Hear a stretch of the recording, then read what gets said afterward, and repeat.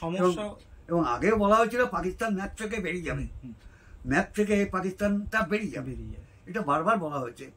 তো এখন কথা হচ্ছে যে ওরাও বা ছাড়বে কেন বলো, ওরাও তো চেষ্টা করবে, বিশেষ করে বালুচিস্তান রয়েছে ওদিকে, হ্যাঁ, আল কায়দা রয়েছে, এ রয়েছে, ও রয়েছে, হ্যাঁ, বিভিন্ন তো আছে। এখন ওরা চেষ্টা করছে যেভাবে হোক পাকিস্তানকে একটু সাপোর্ট করার। আরো বড় সমস্যা, কারণ যখন দুটো দেশ যখন যুদ্ধ করে তখন ওই বন্ধু আর শত্রুর দলও তো ভাগ হয়ে যায়, প্রত্যেকটা দেশ কোনো না কোনো পক্ষ তো নেবেই। এই যুদ্ধটা ছোট স্কেল থেকে বিশাল বড় স্কেলে গিয়ে দাঁড়ায়। এটা থার্ড ওয়ার্ল্ড আর সেকেন্ড ওয়ার্ল্ড এই জিনিসটাই হয়েছিল, আস্তে আস্তে সবাই ঢুকেছে, একবারে কেউ ঢোকেনি। এ বলছে আমি ঢুকবো না, ও বলছে আমি ঢুকবো না, কিন্তু আস্তে আস্তে ঢুকতে বাধ্য হয়েছে। এবং আমার আশ্চর্য ব্যাপার যে ইন্ডিয়া প্রথম থেকে বলে আসছে আমরা কোনো যুদ্ধে সাথ দেব না, কিন্তু দেখা যাচ্ছে ইন্ডিয়াই প্রথমেই সাথ দিয়ে দিল।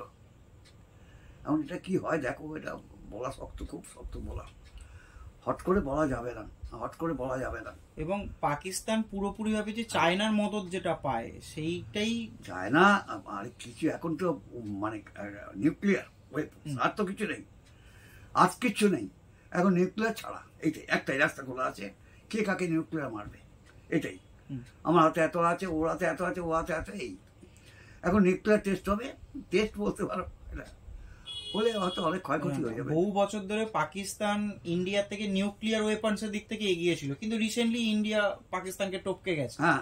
নিউক্লিয়ার কত অস্ত্র আছে তার সংখ্যা, তো বর্তমানে ইন্ডিয়া পাকিস্তান থেকে উপরে আছে, কিন্তু যা মানে যত পরিমাণ অস্ত্র আছে সেটা পুরো পৃথিবীকে ধ্বংস করতে সক্ষম, যথেষ্ট।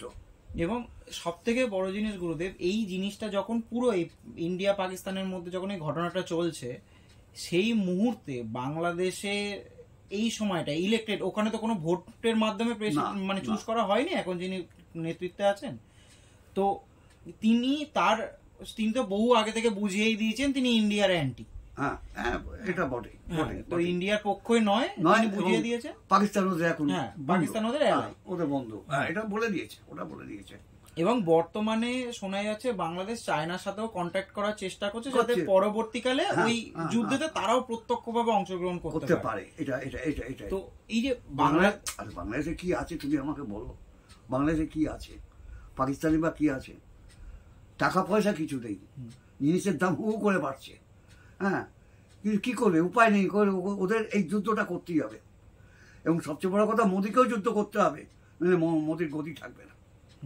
এই যুদ্ধে মোদি যদি চলে আসে তাহলে মোদির গতি থাকবে না। হ্যাঁ, এটাও একটা, এই যুদ্ধটা মানে নিজেকে প্রমাণ করার একটা জায়গা, সব থেকে বড়। এত যে আমরা যুদ্ধ অভ্যাস করে এসেছি, এত কিছুতে অংশগ্রহণ করছি, এত অস্ত্র, এত আর্ম ডিলস হয়েছে, এত কিছু ডিফেন্সের পিছনে এত খরচা হয়েছে, এইটা তার প্রমাণ যে আমরা এইটা করে এসেছি। কিন্তু গুরুদেব, এই বাংলাদেশে এই যে পুরো ধরুন এমন একটা ঘটনা, এই জিনিসটাকে যদি আমরা থাকে সাজাই, ধরুন রাশিয়া ইউক্রেনের যুদ্ধ হলো, ইসরায়েল যুদ্ধ হলো, দুটো বড় ক্ষমতা যুদ্ধের মধ্যে ঢুকে পড়লো, দুটো এই যারা ইন্ডিয়ার এলাই ছিল, যারা ইন্ডিয়ার বন্ধু পক্ষে ছিল, বাংলাদেশ যেটা ইন্ডিয়ার একদম পাশে, ইন্ডিয়ার সাথে যার এত সুসম্পর্ক, তার পুরো পালা বদলে গেল। এখন বাংলাদেশ ইন্ডিয়ার পুরো বিরুদ্ধাচরণ করছে, এবং সেই সময়তে পাকিস্তান ভিতরে আসার চেষ্টা করছে, পাকিস্তান যুদ্ধে লাগছে।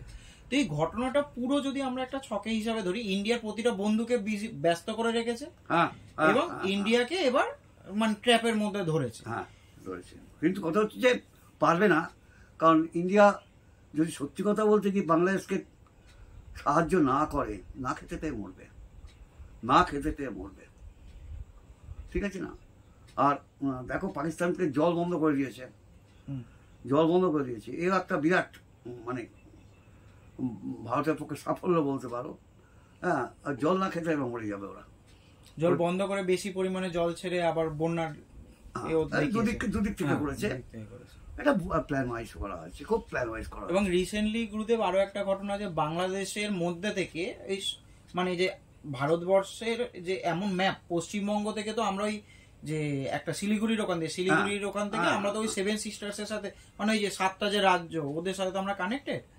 তো ইন্ডিয়ার এরকম, মানে শেখ হাসিনা থাকার সময় ইন্ডিয়ার এইরকম ডিল হয়েছিল যে বাংলাদেশের মধ্যে থেকে ওই 7 সিস্টার্স যে 7টা যে রাজ্য আছে তাদের মাঝে ট্রেনের লাইন হবে, যে লাইনটার মাধ্যমে ওই সমস্ত জায়গার সাথে ইন্ডিয়ার কানেক্টিভিটি বেড়ে যাবে, তারপর ওইখানে তো ক্রাইম জিনিসগুলো একটু হলেও কমানো যেতে পারে। তো সেই ডিলটাও রিসেন্টলি ক্যান্সেল করেছে, কারণ বাংলাদেশ এই ডিলটা হলে, এই যদি রেলওয়ে পথটা যদি হতো তাহলে বাংলাদেশ খুব উপকৃত হতো, কারণ ইন্ডিয়ার সাথে বাংলাদেশের খুব ভালো কানেকশন হতো, এবং ইন্ডিয়ার বাংলাদেশের ভাবছে আগামী দিনে এটাই হবে, আগামী দিনে এটাই হবে। আর পাকিস্তানরা কি করবে? পাকিস্তানের কিছু করার নেই, ও জলের অভাবে মারা যাবে, জল না পেয়ে মারা যাবে, এটা ঘটনা এটা একটা ঘটনা। হ্যাঁ, সুতরাং কথা হচ্ছে যে একটা সত্যি কথা বলতে গিয়ে প্ল্যানফুলি চলছে। আমরা অজিত দোভাল রয়েছে, শঙ্করবাবু রয়েছেন, যারা ভারতবর্ষের মাথা, হ্যাঁ, তারা রয়েছেন, তারা প্ল্যান প্রোগ্রাম করছেন কি করা যায় না করা যায়। এবং হট করে যে বেরিয়ে যাবে পাকিস্তান বা বাংলাদেশ, পারবে না হট করে। আর চায়নাও মাথা গলাতে পারবে না, ও একটু ভয় পাচ্ছে। হ্যাঁ, ও একটু ভয় পাচ্ছে, মাথা গলাতে পারবে না, মাথা গলাবেও না। আমার মনে হয় চায়না মাথা গলাবে না, তাহলে গলে দিচ্ছে একদিন কিছু না কিছু গলি, তো তো নিউট্রাল হয়ে আছে। হ্যাঁ হ্যাঁ হ্যাঁ। গুরুদেব, এইটাতে গেল যুদ্ধের, মানে বর্তমান বিশ্বে কি চলছে এইটার সাথে আপনি তো ধরুন ভবিষ্যবাণী করেছেন, ভবিষ্যবাণীতে এই ঘটনাগুলো বলেছেন।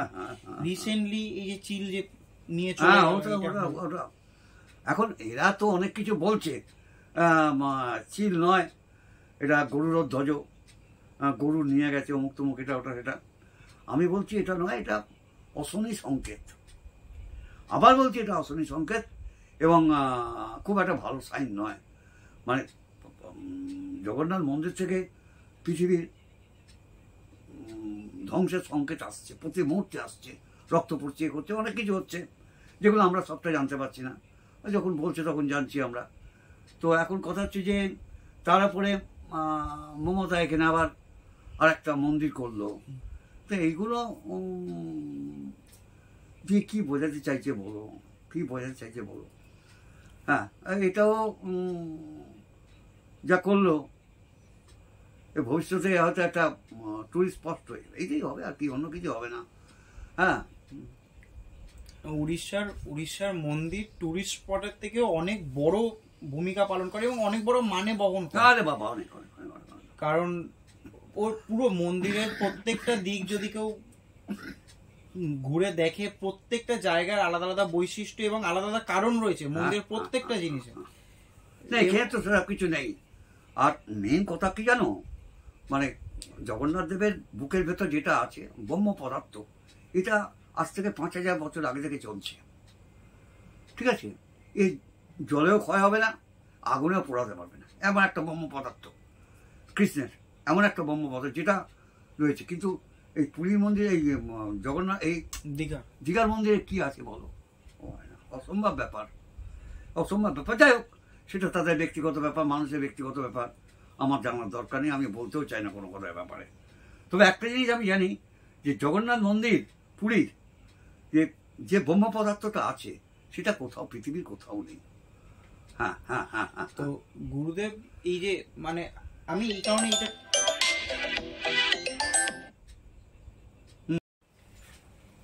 গুরুদেব কিছুদিন আগে কুম্ভ মেলা গেল, যেটা হচ্ছে বলা হয়েছিল যে সব থেকে শুভ একটা জিনিস, এবং সেইখানে আপনি বারংবার বলেছিলেন এটা ঠিক হলো না, অনেকগুলো জিনিস হলো যেটা ঠিক হলো না। তো সেই ঘটনাটার কিছু খুব বেশি দিন তো গেল না, ধরুন মার্চে কুম্ভ মেলা শেষ হলো, আর এই মে মাস, আর এখন আজকে মে মাস, এই এপ্রিলে সমস্ত ঘটনা ঘটতে শুরু করছে। তো আপনি ঠিক এই কথাগুলোই আমাদেরকে বলেছিলেন এবং ভিডিওর মাধ্যমে দর্শকদেরকেও জানিয়েছিলেন।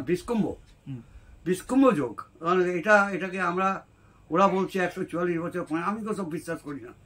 মানে আসল ব্যাপার কি জানো, যারা নাগা সাধু আছেন, যারা তোমার আরও যারা আখড়া আছে, যে সমস্ত আখড়াগুলো আছে, নিয়ম হচ্ছে যে আখড়া আগে চান করবে, তারপর সাধারণ মানুষ চান করবে। কারণ আখড়া ওরা যারা, ওদের গায়ের জলটা এদের গায়ে লাগবে, ঠিক আছে? তবে নীরব হবে, এইসবের কোনো ব্যাপার নেই, সবাই চান করছে একসঙ্গে। এটা আমাকে একজন সাধু ফোন করে বলেছেন, আমি বলি হ্যাঁ ঠিকই বলেছ, হ্যাঁ প্রলয় যখন আসে এরকমভাবেই আসে। সুতরাং ওটা বিষ কুম্ভ যোগ, ওই কুম্ভে বিষ ছিল বলে এতগুলো লোক মারা গেছে, কম লোক মারা যায়নি, সব বেরোয়নি, কিন্তু অনেক লোক মারা গেছে। হ্যাঁ বলো। তো এই মানে এত সুন্দর একটা কুম্ভের যে এত মানে গুণ, নীরব হয়ে আসে একটা লোক যে ওখানে গিয়ে, তো সেই জিনিসটাতেও সেখানেও যখন মানুষের মৃত্যু ঘটলো তখন আপনি বারংবার বলেছিলেন। দেখো আমরা বলি কি, যদি কোনো মন্দিরে বা কোনো তীর্থক্ষেত্রে রক্ত পড়ে তখন সেটাকে তীর্থক্ষেত্রে বলা যায় না, আমরা বলি, বা তাকে মন্দিরও বলা যায় না, সংস্কারও করা যায় না, সংস্কারও হয় না, ঠিক আছে না? তো এখন সেটা করছে এটা গুরুদেব এমনি সাধারণ গৃহেতেও রয়েছে, যদি কোনো মানে পুজোর দিনে যদি রক্তপাত হয় তাহলে সেই পুজোটা পরের বছর থেকে আর করে না, রেখেছো তোমরা লক্ষ্য করে। তো এখন এগুলো হচ্ছে, এগুলো মানে এগুলো মহাপ্রলয়ের সংকেত। এটা আমরা বলছি, বারবার করে বলছি, মহাপ্রলয়ের সংকেত এসে গেছে এবং যে কোনো সময় ঘটে যাবে মহাপ্রলয়। হ্যাঁ ঘটে যাবে, কিছু করার নেই। আমরা তো বারবার বলছি যে মহাপ্রলয় ঘটবেই, আর ঘটতে আরম্ভ করেছে, এবং জগন্নাথ মন্দির থেকেই এর সংকেত পাওয়া যাচ্ছে বারবার করে। চিল শকুন, চিল তো মাছ খায় না, ওই ধ্বজা তো নিয়ে তার কোনো কাজ নেই না। চিল শকুন এরপরে একটা আসবে, সেটা হচ্ছে শকুন বসবে একটা লাস্ট, এবং তারপরেই যা হওয়ার হয়ে যাবে। এবং সব থেকে বড় জিনিস, ধ্বজা এত বছর ধরে একই রকম অবস্থাতে রয়েছে, এবং এই কিছু বছরের মধ্যে ধ্বজা একবার ভেঙে গেল, হ্যাঁ আগুনে পুড়লো, একবার আগুনে বজ্রপাত হলো, আর এইবার এই ছিঁড়ে নিয়ে চলে গেল। তো মানে হয়তো মানুষজন বুঝতে চাইছে না, তাই জন্য এতবার করে বোঝানোর চেষ্টা চলছে, মানুষ যাতে ভয় না পায়, তাই জন্যই এটা ওখান থেকে প্রচার করা হচ্ছে। কিন্তু আসলে ভয়ঙ্কর এক খারাপ টাইমের মধ্যে পৃথিবী বাস করছে, এবং বিজ্ঞানী তো একটা কথা বলছে, সূর্য পশ্চিমে উঠবে। মানে কি বুঝতে পারছো কিছু? সূর্য পশ্চিমে উঠবে মানেটা কি বলো? মানে পূর্ব পশ্চিমে চলে যাবে, পুরো পৃথিবীটাই পাল্টে যাবে, একদম একদম একদম একদম একদম ওলট পালট। হ্যাঁ ওলট পালট হয়ে যাবে, একদম ওলট পালট হয়ে যাবে। এটাও একটা বাজে সংকেত আমরা পাচ্ছি। হ্যাঁ গুরুদেব, এই সবকিছুর সাথে আপনি এই বছরের প্রথম থেকে শুরু করেছিলেন যে কলিযুগের কথা। কলিযুগ আসল তো হচ্ছে কল্কি অবতার, যে হচ্ছে রাক্ষসের সমতুল্য, যার মানে যার ক্ষমতা তোমরা কল্পনা করতে পারো না। এ তো রাক্ষসের বাবা, ঠিক আছে না? কলিকাল একটা, আর কল্কি অবতার একটা, এ ভয়ঙ্কর বাবা, ভয়ঙ্কর ভয়ঙ্কর ভয়ঙ্কর ভয়ঙ্কর। এবং দশম অবতার মানে সব থেকে শেষ অবতার কল্কি হয়ে আসেন, যার কথা বলা হয়েছে। তো আপনি এই কল্কির কথা যখন বলেছিলেন তখন এই প্রলয়ের অনেক ভাবে বলেছিলেন, অনেক বলেছি। তো আলটিমেটলি যে একদম প্রথমে যে দিয়ে শুরু হয়েছিল, মানে খুব বেশি দিন অপেক্ষা করতে হলো না, যেন সেই জিনিসগুলোই ফলতে শুরু করে দিয়েছে। এবং ভবিষ্যৎবাণীকায় বারবার বলা হয়েছে যে 7 দিন পৃথিবীতে সূর্যের আলো প্রবেশ করবে না। What is meaning this? মানে হচ্ছে এই যে অ্যাটমিক পাওয়ারগুলো চার্জ হবে, এই যে কার্বন ডাইঅক্সাইড এইটা কিন্তু পৃথিবীকে অন্ধকার করে, মানে ধোঁয়ায় অন্ধকার, একদম একদম একদম একদম একদম। এটাই ভবিষ্যৎবাণীকা বারবার বলছে, 7 দিন পৃথিবীতে আলো থাকবে না, সূর্যের আলো প্রবেশ করবে না। এটা থেকে আমরা একটা সিদ্ধান্ত নিয়েছি, এইভাবে তো হয় না, হয়তো নিউক্লিয়ার চার্জ হয়ে যাবে। নিউক্লিয়ার চার্জ হলে কার্বনটা বেরোবে, সেই কার্বন উপর দিকে যখন উঠবে তখন হয়তো পৃথিবীতে আলো থাকবে না। নিউক্লিয়ার ওয়েপনের এখনো যদি আমরা দেখি, হিরোশিমা নাগাসাকিতে কি অবস্থা তুমি দেখেছো তো, ঘাস জন্মেছে 10-12 বছর পরে, এবং এখনো পর্যন্ত বাচ্চারা পঙ্গু জন্মাচ্ছে। তার এমনই এফেক্ট এখনো সেইখানকার মাটি বা সেইখানে যারা রয়েছে তাদের এখনো সেই জিনিসের এফেক্ট তারা দেখতে পাচ্ছে তো। এবং বর্তমানে দুটো দেশ, ভারত, পাকিস্তান, চীন, সবাইকে যদি ধরি, বাংলাদেশ একমাত্র নেই, বাকি এই 3 জনের কাছে নিউক্লিয়ার ওয়েপন প্রচুর পরিমাণে রয়েছে। এবং যদি যুদ্ধ হয়, পাকিস্তান যেরকম ইম্পালসিভ, এরা মানবে না, মেরে দেবে, মানবে না। যখন শেষ হবে তখন হয়তো স্ট্রাইক করেই চলে যাবে। আর সব থেকে বড় কথা, পাকিস্তানে মানে মানুষ এক কথা বলে, নেতা মন্ত্রীরা আর এক কথা বলে, আর আর্মি আর এক কথা বলে। তো 3 ধরনের কথাবার্তা চলে পাকিস্তানের সর্বক্ষণ, কিন্তু পাকিস্তান কন্ট্রোলে চলে আর্মির সর্বদা। একদম একদম একদম। তো সব থেকে ভয়ের জিনিস এইটাই যে এই আর্মিরা যখন অ্যাটাক করবে তখন কি অবস্থায় গিয়ে, মানে আর্মি যখন পুরো কন্ট্রোল নিয়ে নেবে, অলমোস্ট কন্ট্রোল নিয়ে নিয়েছে, এইবার যেটুখানি বাকি আছে সেটুখানি যদি পুরোপুরি ভাবে নিয়ে নেয়, নেতা মন্ত্রীদের যদি শোনা বন্ধ করে দেয়, তখন কি অবস্থায় গিয়ে দাঁড়াবে। এবং এই নিউক্লিয়ার ওয়ারও আসলে আলটিমেটলি তো ওদের হাতে চলে যাবে পুরোটাই। হ্যাঁ, ওদের হাতে চলে যাবে, ওদের হাতে গেলে মুশকিল। হ্যাঁ, ওরা তো কিছু মানবে না। নিউক্লিয়ার ওয়ার মানে তো গুরুদেব প্রচুর দেশ, বর্ডার যদি ছেড়েই দিই, যদি আমরা সর্বনিরীক্ষে যদি কথা বলি, প্রচুর মানুষের একটা কথা শোনো, পৃথিবী তো প্রলয় আসছে, এইগুলোই হবে, আর কি বলার আছে। মানুষের বুদ্ধি ধ্বংস হয়ে যাবে, ওরা এইসব করবে। হিরোশিমা নাগাসাকির কথা ভুলেই যাবে। হ্যাঁ, ওর থেকেও বড় কিছু এমন আসবে যে হিরোশিমা নাগাসাকিকে হয়তো ভুলিয়ে দেবে। আর তখনকার থেকে এখন প্রায় 100 গুণ বেশি। এখন ক্ষমতা 100 গুণ বেশি। সেই হিসেবে আমরা ঠিক ভালো বুঝছি না, আর এইভাবে পৃথিবীটা ধ্বংস হবে আর কি।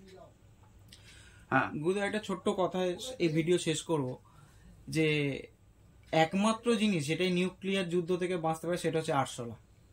যে আরশোলার এমন মানে গঠন এমন ভাবে তৈরি করা হয়েছিল যে কোনোদিন যদি নিউক্লিয়ার ওয়ার হয়ে যায়, নিউক্লিয়ার যদি বোমও পড়ে, আরশোলা যে একমাত্র বেঁচে থাকবে। তো এখন বর্তমানে চারিপাশের যে অবস্থা, ভারত, পাকিস্তান, বাংলাদেশ, চীন, রাশিয়া, ইউক্রেন, ইসরায়েল, সবাই যেরকম ভাবে চলছে, আলটিমেটলি হয়তো ভারত, এই পুরো পৃথিবীটা হয়তো আরশোলাদেরই বসতি হয়ে থেকে যাবে। না, নতুন প্রজন্ম আসবে, এই প্রজন্ম আর থাকবে না, একটাও থাকবে না, একদম শেষ হয়ে যাবে এই প্রজন্ম। আমরা বারবার বলছি এই প্রজন্ম আর থাকবে না, নতুন কিছু আসতে চলেছে, নতুন প্রাণ আসতে চলেছে। হ্যাঁ, এটা আমরা বারবার বলছি। দেখো আর কি বলবো।